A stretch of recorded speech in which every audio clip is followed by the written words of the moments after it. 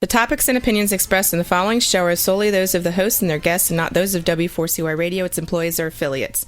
We make no recommendations or endorsements for radio show programs, services, or products mentioned on air or on our web. No liability, explicit or implied, shall be extended to W4CY Radio or its employees or affiliates. Any questions or comments should be directed to those show hosts. Thank you for choosing W4CY Radio.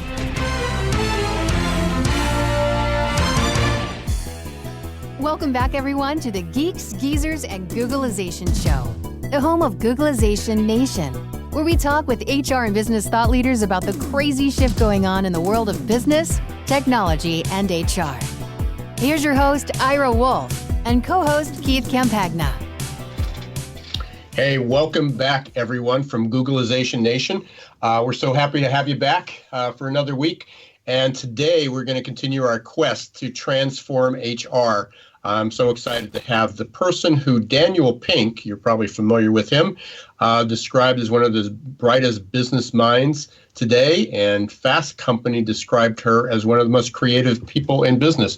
And as I've gotten to know Charlene, I've known her for a while, but basically from reading books and articles and things, but having the opportunity to have some conversations with her, participating in a new group she has, Quantum Networks, I got to tell you, everything that they say about her is true. So Charlene Li will be joining us. Her new book, The Disruption Mindset, has been my constant companion for about 2 months. If anybody's been on LinkedIn or Twitter, you've seen my copy. It's pretty earmarked, and if I could figure out a way to kind of highlight and earmark my Audible version, I'd do that too. So I interviewed Charlene just about a month ago in December for my live stream, and I'm so glad she accepted my invitation to come to Geeks, Geezers, and Googlization. So it gave me another month to come up with some other questions, figure out ways to challenge her. What's going to, basically, what's it going to take to get HR prepared to lead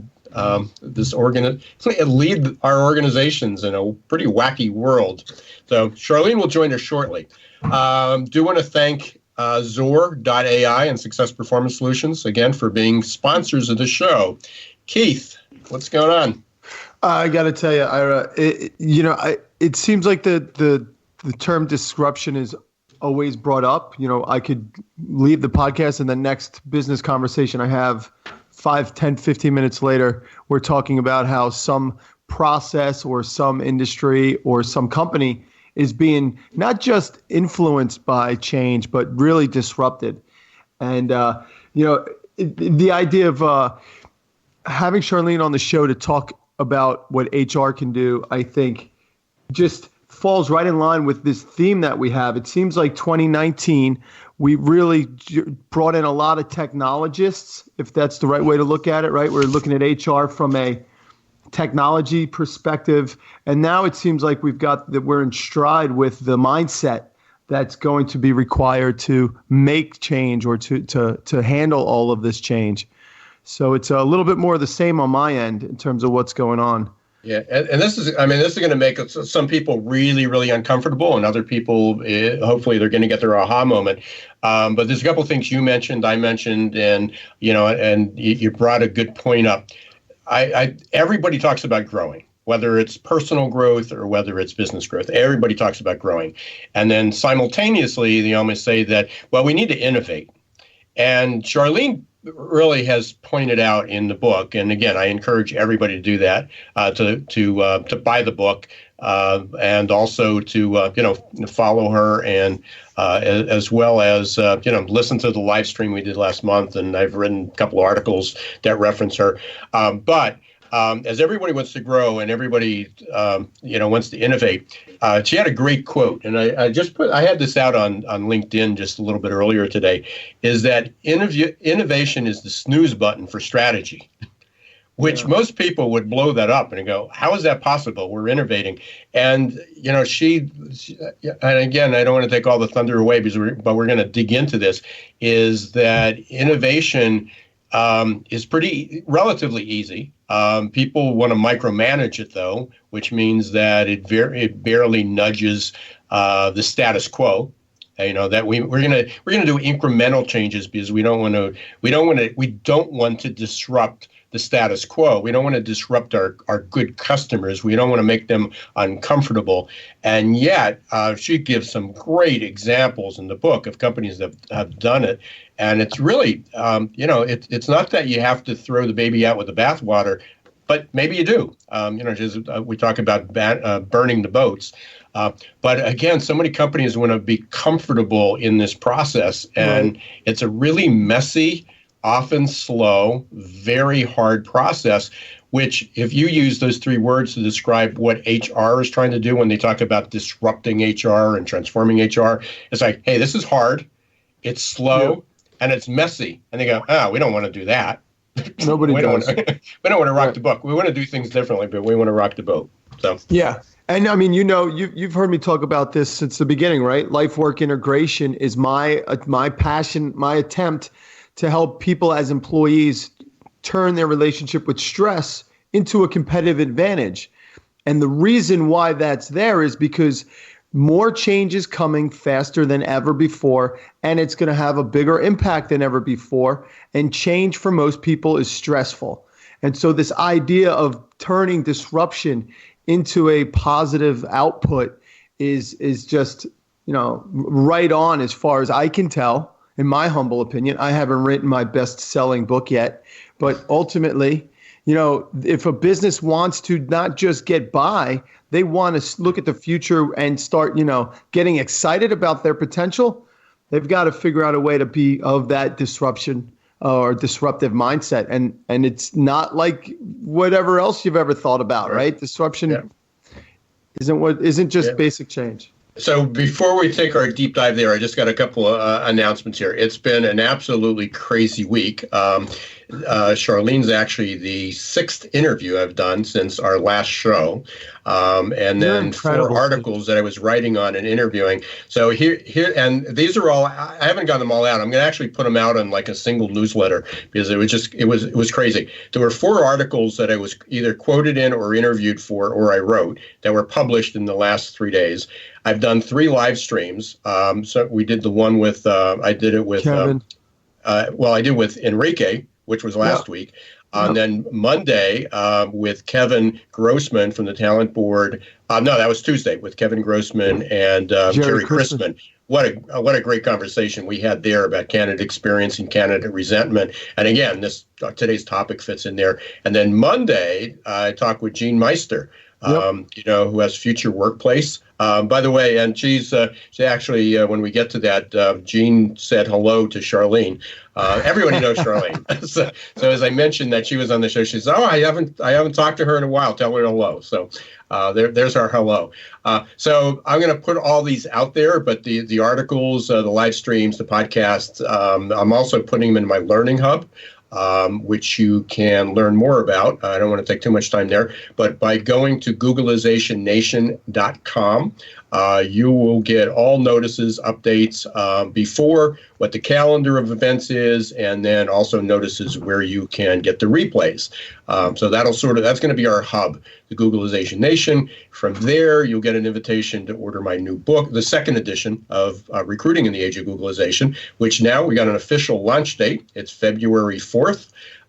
So that will be out live. It should be up on Amazon soon, but if you want a free copy of that, sign up for GoogleizationNation.com and you get that. And you'll also get an invitation to to enter our Recruiting in the Age of Googlization Learning Hub, which is really focused on improving your candidate experience. So a lot of stuff going on, and it's only Wednesday. You're incredible, dude. In the middle of the day. So you talk about disrupting the world. I'm doing my best. And hopefully it'll allow everybody to grow and not just create disruption. Yep. So with that, let's bring on. I don't know if this is politically correct. I don't know if she's the mistress of disruption or the master of disruption. But anyway, Charlene Li founded mid-2000s firm called Altimeter. I was an analyst firm, great reputation. Again, everybody I talk to knows who she is, either personally or has read her books.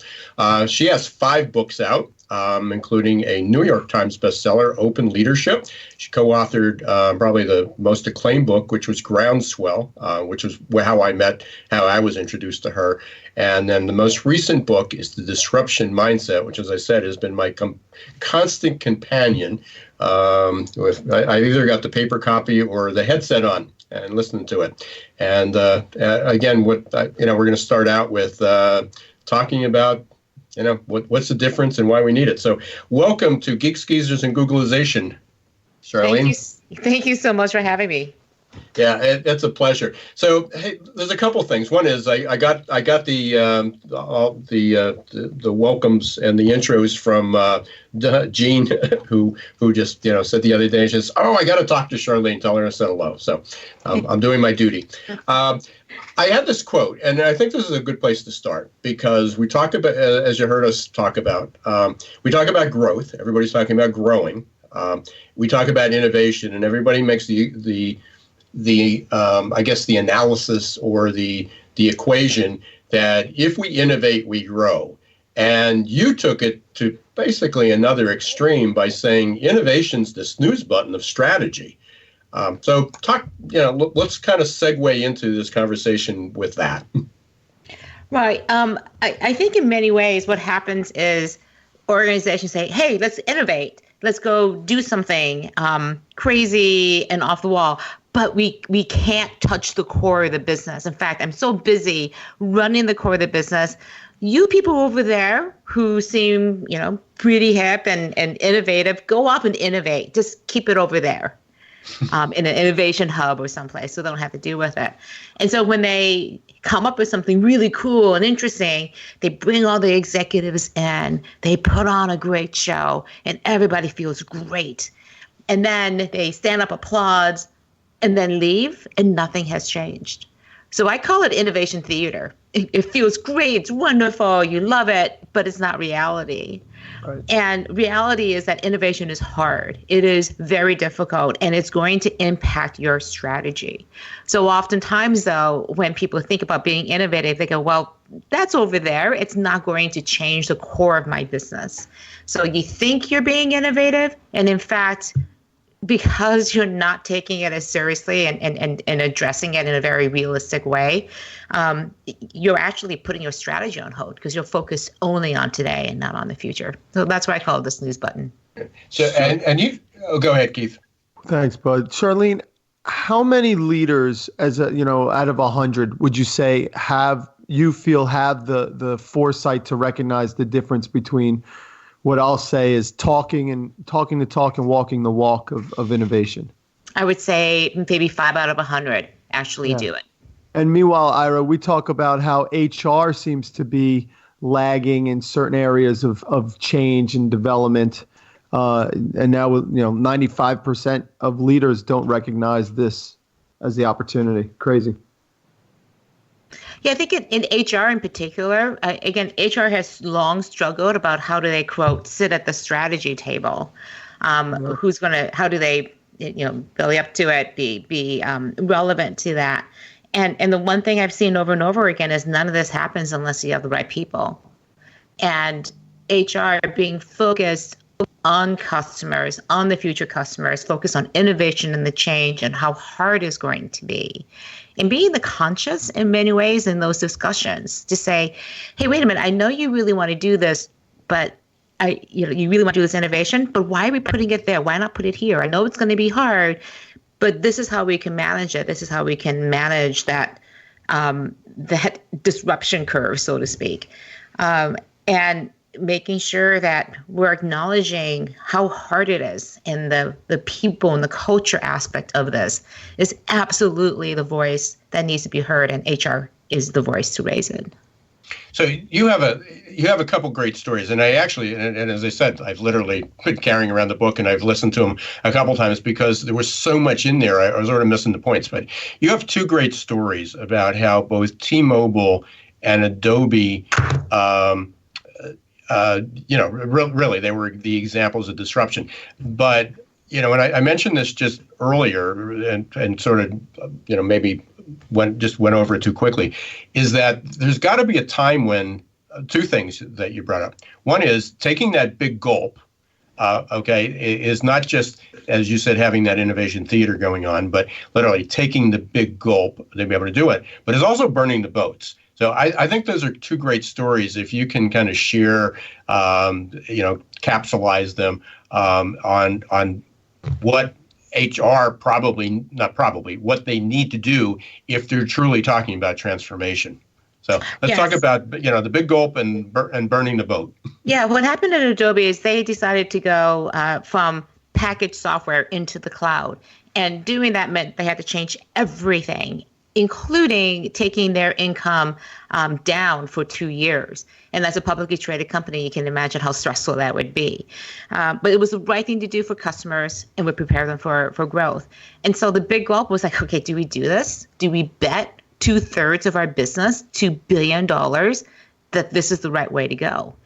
And they literally had to do the research, get all the numbers lined up. And in the end, you're taking a chance. You're taking a risk. It's not 100% guaranteed. So that was a big gulp moment.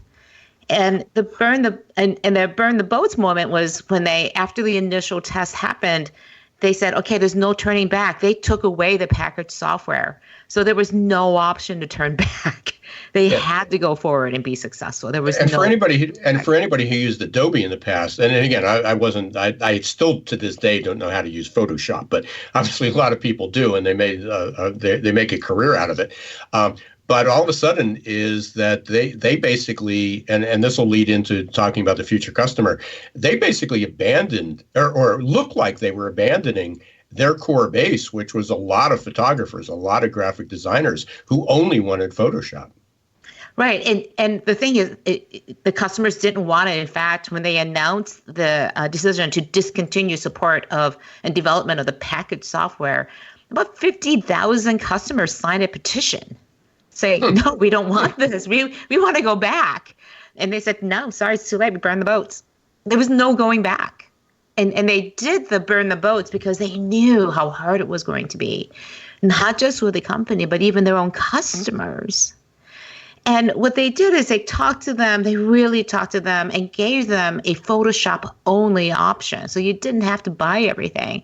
And then the process expanded the marketplace. In the past, if you wanted to buy Photoshop, it was $800 up front.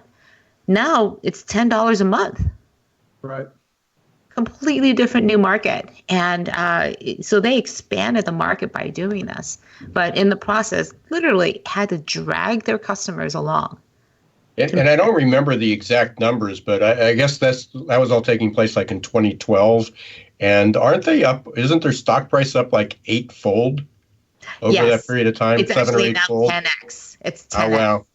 Yeah. So Charlene, what would you say was happening behind the scenes? You mentioned earlier that there's a difference between innovation and realization of what that innovation can do, that accomplishment. What would you say for the business leaders listening to the show? What should they be mindful of when they're trying to come up with their own version of innovation and disruption? Well, I think, again, behind the scenes here, there was a realization that the market and the world was moving forward and that Adobe wasn't. Same thing with T-Mobile, so many of these companies. And they said, wait a minute, we need to stay on top of this. Even though nobody was asking for this, they really did the research and said, is this something we could pursue? Does it make sense to do? And the more they dug into it, this is the right thing to do for our customers. And what was fascinating, especially on the HR side, I didn't talk about this so much in the book, but one of the things they did in the process was to move all the customer service aspects of servicing people into the HR department, which is very unusual. And the reason is they wanted to strongly connect the customer experience and the employee experience. It's because the two go hand in hand. Wow. Especially during this really difficult time period. Because it wasn't just hard for the customers, it was extremely hard for employees. Oh my goodness. So to center the employee experience around this sense of purpose of identifying and understanding this new customer experience that we're building together. They have since moved back to having customer service being separate from HR. The time and change, the times and requirements and the focus of their strategy has changed. But for a good, I think 5 years or so, from about, I want to say 2011 or so to 2017, they were absolutely, HR was running customer experience. That is, wow.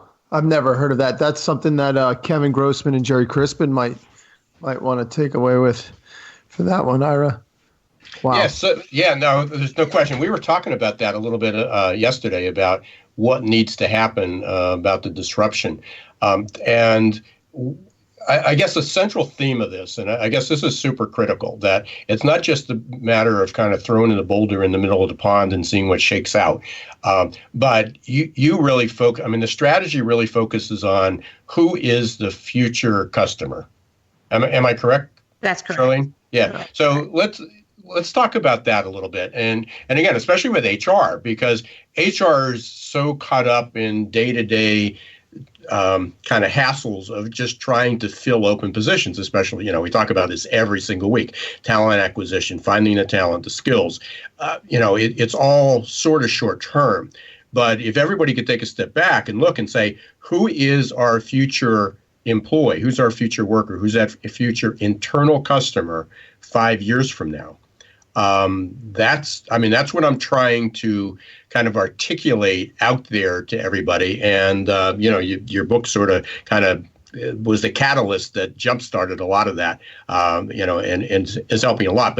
But honestly, I'm still sort of struggling how to transform that, how to articulate that for HR.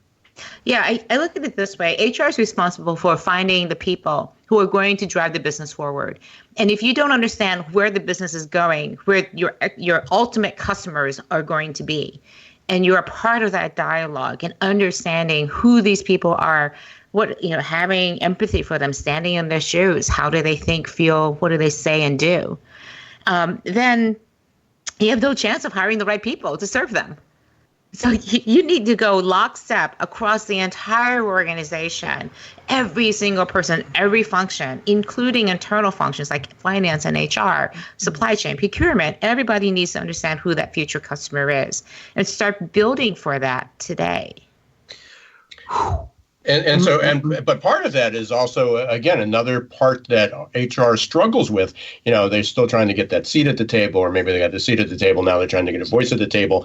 But the strategies from HR don't always, they're implementing, they don't have a strategy. They're implementing kind of the day-to-day operations of getting people, to fill the seats.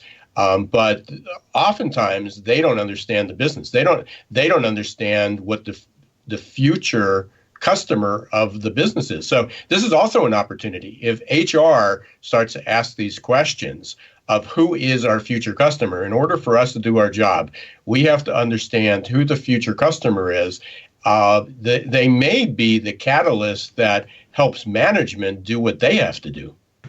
Yes. I recently had lunch with a friend of mine, Gary Bowles, who writes a lot about the future of work. And he said something very interesting. He said that the sacred task of HR is to help humans reach their potential, help us reach find and understand our human potential. And I thought that was really interesting because we think the job of HR is to fill the seats, make sure that all the paperwork is filled out, write the people, retain people, things.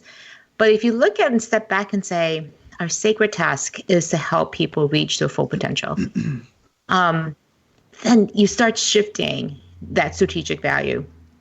And for HR to not take on that role, to have that mindset, to say, why are we here? The operational tactical stuff everyone has to deal with. This is not unique to HR. When you're in customer service, it's answering the phones. When you're in sales, hit the quarterly numbers. But when you think about and step back and go, what are we here for? What are we doing every day? To ask those questions that are strategic, to be at the strategy table, you have to know what the business is doing. There's no escaping that. Right.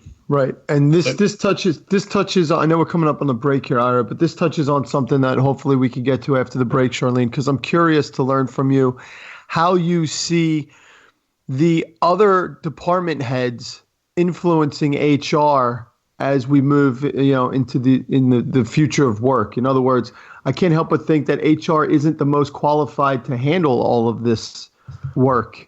And I'm curious to find out maybe after the break. Yeah, we go there. Oh, absolutely. Yep, cool. For sure. So you are listening to the Geeks, Geezers, and Googlization show. We're with Charlene Li, author of The Disruption Mindset. And again, which has been my constant companion for the last few weeks. We're going to take a short break. We're going to hear from our sponsors, Zor.ai and Success Performance Solutions. We've been talking about the disruption mindset, how, what the difference between growth and innovation and disruption is, how HR can step up to the plate and be really an integral part of this transformation, disruptive transformation. So stay right where you are. We'll be back in 2 minutes.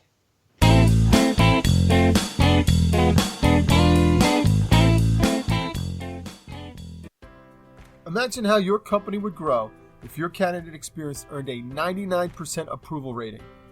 Well, to get to 99%, you need the 3 best letters in recruitment technology, XOR. Zor's text bots, chat bots, and audio bots increased IKEA's candidate conversion rate 455%. Zor decreases candidate drop-off rates, improves your candidate experience, and collects analytics for future strategies. To learn more, check out Zor.ai. It's XOR.ai. Hi everyone, this is Ira Wolf, author of Recruiting in the Age of Googlization. I'm excited to announce that my online course, Recruitment Marketing for the Accidental Recruiter, is open for business. This course is the culmination of a 2-year-long project and releases recruiting tips I've learned after hundreds of hours of research, speaking with thousands of conference attendees, and interviews with dozens of experts. It's all available to you in Recruitment Marketing for the Accidental Recruiter. To receive more information or get started, visit our website at www.successperformancesolutions.com and click on the tab, Recruitment Marketing for the Accidental Recruiter.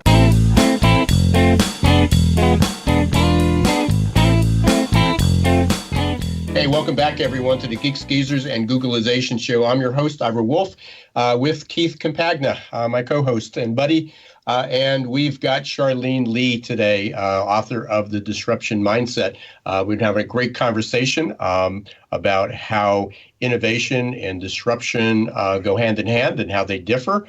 Everybody out there wants to grow, whether it's professionally, whether it's as growing their business, whether it's just growing as an individual, and yet we have a really tough time sometimes making that transformation. So a lot to be heard and learned over the next couple minutes. If you have any questions, by the way, we are live today, and you can call 561-623-9429. That's 561-623-9429. Or you can, if you're on LinkedIn, post a question up to one of our posts there, and we'll try to get that answered for you. Keith, hey, before we, one more thing I just want to do and make sure we don't gloss over this.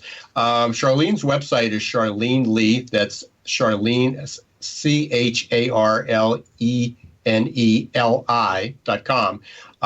If you go up there, and actually if you put a /disruption-mindset after it, you'll go up, you'll learn about the book. You can get an excerpt of the book, but she's got a whole bunch of resources up there. There's a really nice 6-part, she calls it the 6-part book companion. You can download that. It's kind of a step-by-step of things that we're going to talk about in this part of the show. There's an assessment. You can find out where you fall on the disruptor scale, and then there's some other information up there. But I do want to make note of that as people are following the line if they want to get more information from there. So, Keith, you started a kind of a conversation during the break about leaders. I guess how many leaders are getting on board, and as far as coaching and Charlene's role in that. So why don't you pick it up where you kind of left it off? And Charlene, just to give you a little bit of color here, about 6 or 7 months ago, I was laid off from a software company out there in Silicon Valley and decided to make a run at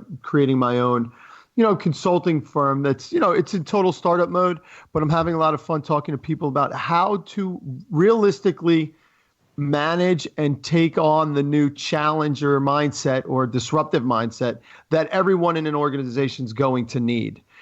And so my curiosity, now that I get the chance to talk to you on the podcast, is where do you see the depths of this concept going inside of organizations? Because from my perspective, this is a massive opportunity for competitive advantage. If you could get everybody in the room, understand who they are, maybe personality-wise through assessments, and certainly technically skill sets can be done through assessments, and then you get to collaborate, then you have something that you can move a company forward with. And I think because so few companies are doing it, if you can do it sooner than later, you're going to reap the benefits. So I'm curious if I'm onto something here, and what you're seeing out there in terms of how companies are talking and engaging all of their employees, not just their executives. Yes, I think one of the biggest differences between now and just even 5 years ago, and the reasons why disruption is so interesting, is that we have the ability to align organizations very quickly to make sure that everyone's on the same page, have the same skill sets, and are able to move together forward much faster than we have. We have this situation where we call it change fatigue. People are like, oh, it's just been changing constantly. And so the disruptive organizations that are able to have resilience in the face of change, who more than just are resilient, are thriving. If you're familiar with the idea of anti-fragile, it isn't that you just don't break. You get stronger every time you hit a bump. And I love this idea. You were talking about being stressed before. There's a difference between being stressed and being stretched. And people who are stretched, but know that they can handle it, they may be a little bit sore, but their muscles are going to be stronger as a result. Knowing why you're doing this, sense of purpose, alignment around it, having the support of other people, a sense of belonging, which is the end result of all the diversity and inclusion. It's a strong sense of belonging. It's one of the best stress busters out there. Absolutely. And it allows you to stretch more because you get a sense of camaraderie, you get a sense of shared visions, shared values. And, I can't help but think that when you're getting all of that, a natural byproduct is that your insecurities and your vulnerabilities kind of go to the side. You're more relaxed, which, we know the research is out there. A relaxed mindset is a creative mindset, is an engaging and collaborative mindset. So it really speaks on so many different levels in terms of how a company can build a culture, right? And now if we take it to the next step further, Ira, a company has a culture that's, expanding and doing amazingly fun things. The recruiters can now market that employee brand. And now here comes the brightest and the best minds in the area or even globally, right? This is what I think, Deloitte refers to as the social enterprise, right? You have to start with your employees or you're just going to fall short. Yeah, absolutely. I guess I was muted a little bit. Go ahead. I think we were just before the break, I was asking the question, what other departments could really help HR with this transformation? And I think in particular, marketing could really help because what is HR really doing? Instead of marketing a product or service, you're marketing the company and the potential to work there and grow yourself. Yeah. And so knowing how you can do engagement, the ideas around taking customer experience best practices and throwing them into employee experience initiatives. I think the best thing you could do is to steal your best go-to-market people from marketing and to some degree also customer service and bring them into HR and do what they do so well for customers, but for people. For people, right? And it's interesting because, Charlene, over the last couple months, I've started to notice that there's a discussion that's out there having to do with how HR hasn't been giving nearly as much technology and training as, say, operations or client services or sales, right, inside of organizations. So I can't help but think that the leaders inside of these different departments are going to be who oversee this kind of transformation and maybe HR becomes more administrative. Do you see more HR leaders than I do, or do you think that this is going to be an all hands on deck kind of a project? Well, I see sometimes HR just saying, I can't do this. Here, marketing, you take over employee engagement.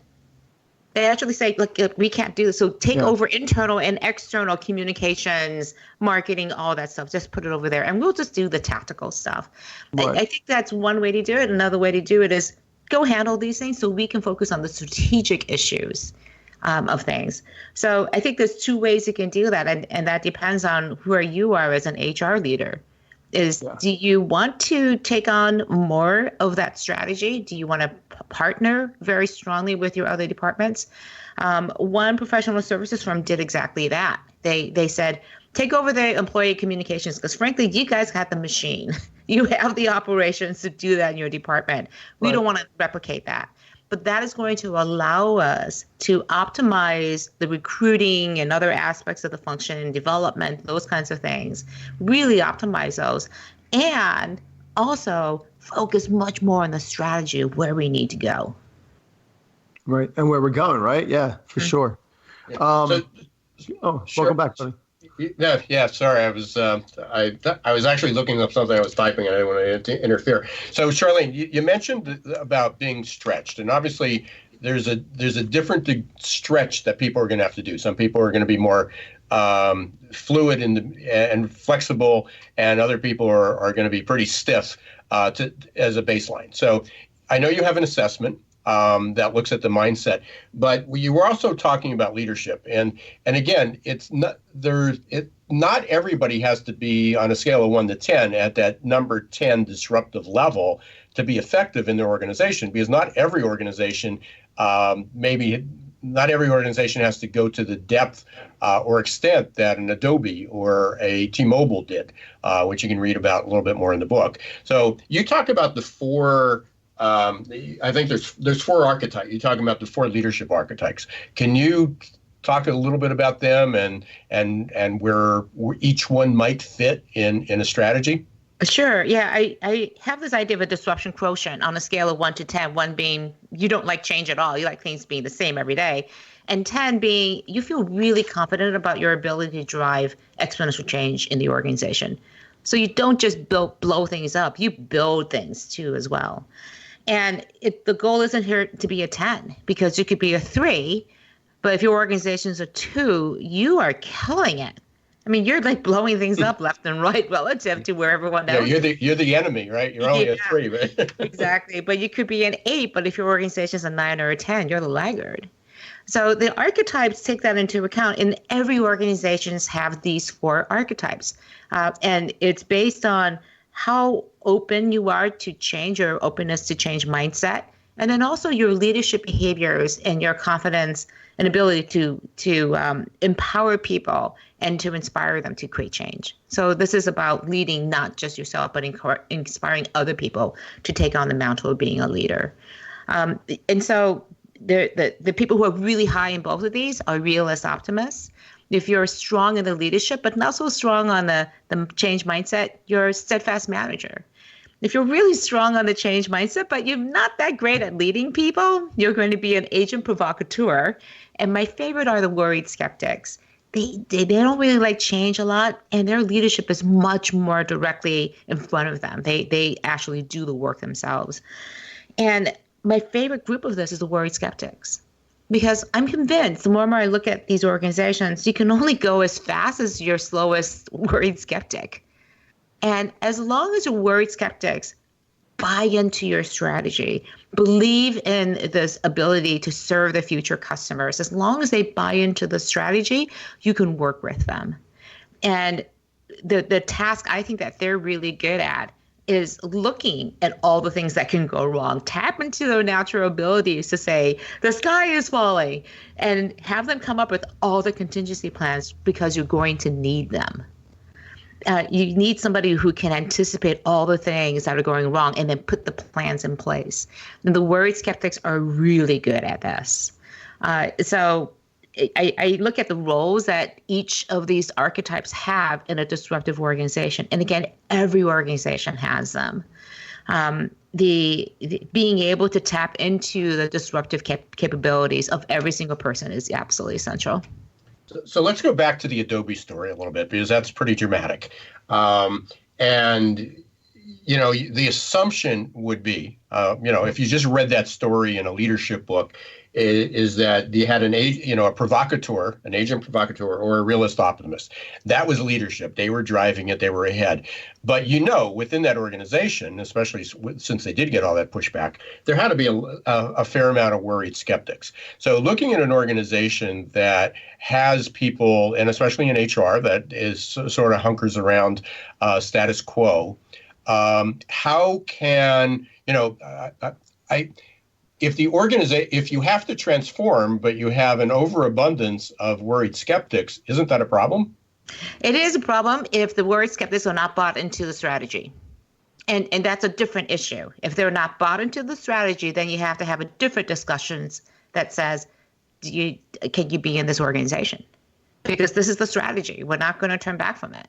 We've burned the boats. We're moving forward.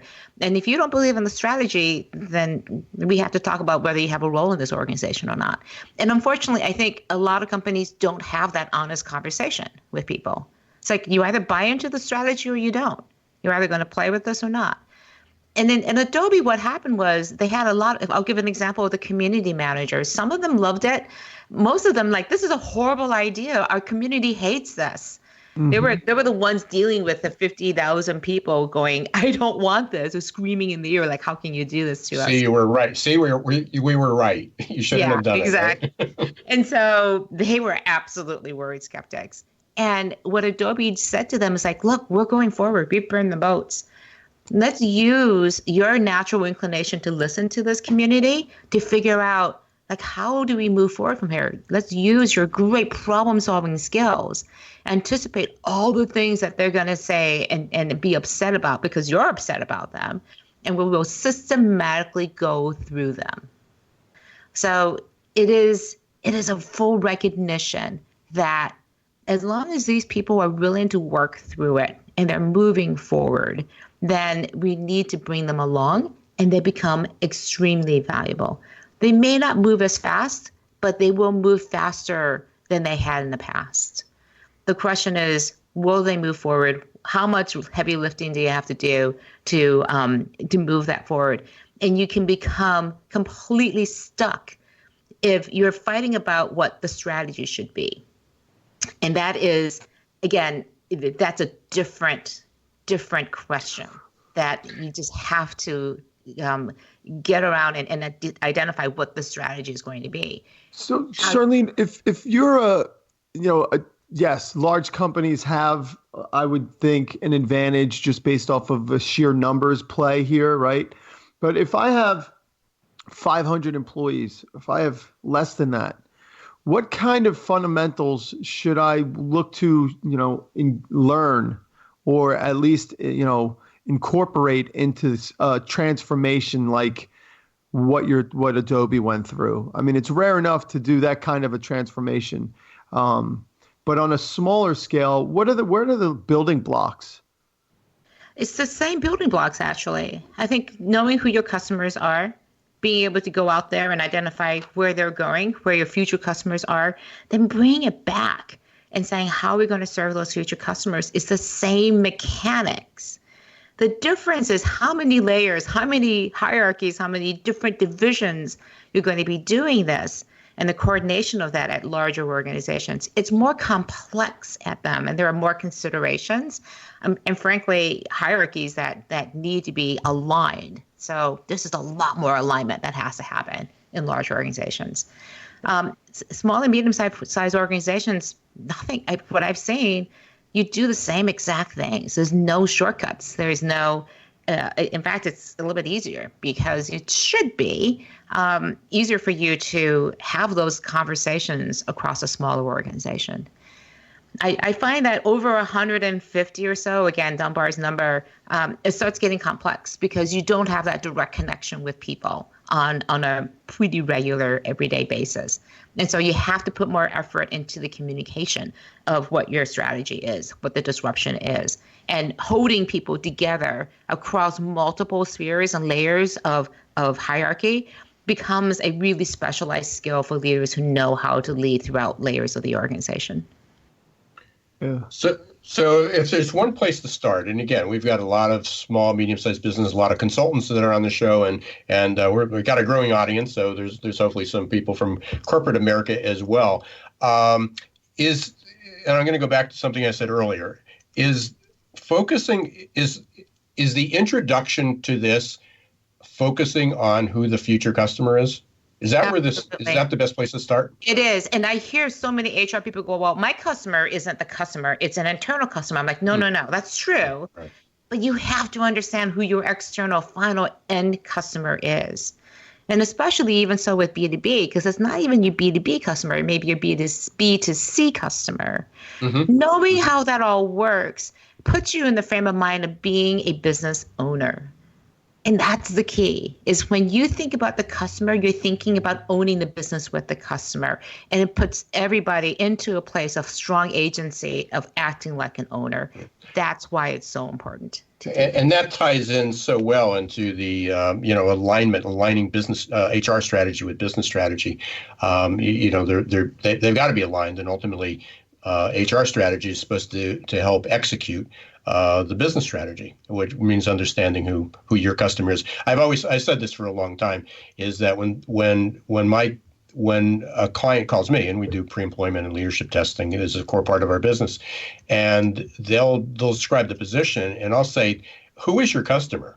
How is this person supposed to serve your customer? That's what I want to match to. I don't want to know that they can do the jobs or the task. I want to know that they can deliver the service to your customer. That's the most important. That's the most important part. So again, we're aligned there, and we're almost out of time. So again, goes incredibly fast. Charlene, you got a lot of ways people can get in touch with you other than going to Amazon and buying the Disruption Mindset, or going to your website. They can get a signed copy, right? Yes, they can. So give the website, how people can reach out to you, and talk about quantum networks. Sure. My website is charleneli.com, just my name. I'm also on all the social media channels, so please connect with me there with my name again. And I also started a new group called Quantum Networks, and you can find it at quantum-networks.com. And it's a community to support disruptive leaders in their quest to create exponential change and growth. What I found in my research is that it's pretty hard. It's very lonely in many ways, being the disruptor in an organization, no matter what the size.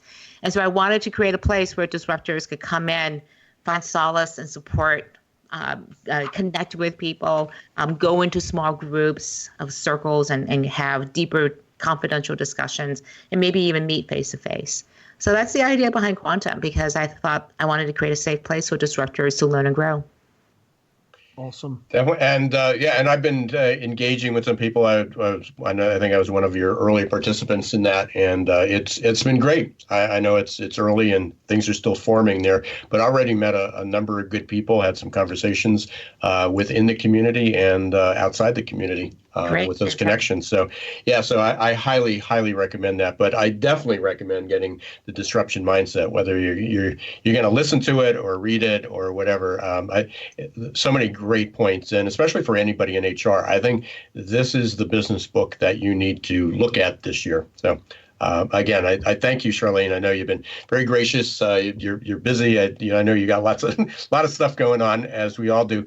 So I appreciate the live stream interview, which people can listen to, and also being on Geeks, Geezers, and Googleization. Thanks very much. Any closing words, advice? No, I think more than anything else, go out and disrupt. If you know you're doing it right, when your palms are sweating and your stomach is churning, you know you're doing it right then. Nice. Good Thank advice. You, good advice. Thanks. Okay. Hey, Keith, any closing comments, thoughts? Another phenomenal show. Got us stretched. So. Yeah, no, for sure. I just love the idea of what Charlene just said right there. Be the disruptor. Don't expect somebody else to do it, and get uncomfortable. If you do it with transparency and with good intention, you can't make that much of a mistake. You'll be fine. Future customer. Think about it. Yep. So again, we're at the end of Geeks, Geezers, and Googleization, another show. We can't thank everyone for enough. We can't thank everyone enough for listening.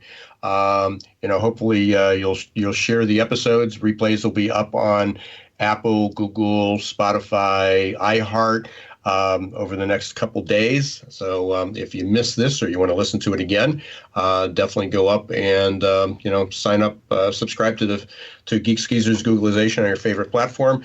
You can go up to geeksgeezersgoogleization.com. All our episodes are archived on there as well.